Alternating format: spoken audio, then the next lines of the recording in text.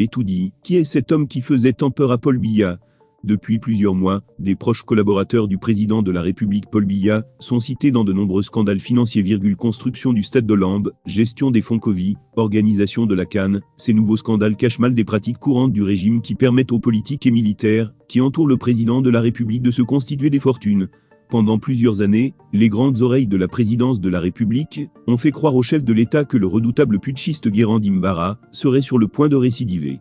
Le jeune ancien capitaine de l'armée camerounaise, considéré comme le cerveau du coup d'État de 1984, a en effet réussi à s'évaporer dans la nature.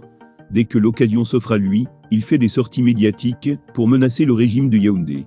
Les collaborateurs de Biya se servent de ces menaces pour organiser des missions spéciales qui n'ont jamais été concluantes.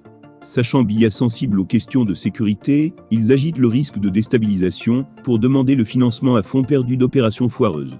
D'autres assurent pouvoir convaincre le fugitif de rentrer à Yaoundé contre un portefeuille ministériel. Rien de tout cela ne se réalise. Les millions coulent à flot, l'opposant rejette toute idée de retour. Au fil des ans, son habileté à échapper aux services spéciaux camerounais a fait de lui un mythe. Son intransigeance a entretenu la méfiance du pouvoir à l'égard du Grand Nord. Elle a aussi conforté les faucons de l'armée qui voulaient sa peau, rapporte Jeune Afrique. Le magazine panafricain avait par la suite annoncé l'enlèvement et le transfèrement au Cameroun de Guéran Dimbara. Cette version n'a jamais été confirmée par la famille du militaire, relançant les doutes sur sa capacité de nuisance.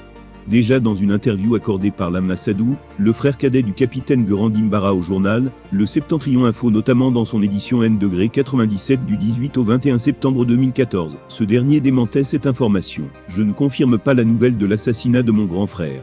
Étayant son argument, le jeune frère du capitaine Guéran Dimbara soutient qu'il a été en contact avec son frère aîné pour la dernière fois en novembre 2013, écrit le site d'information Isilum.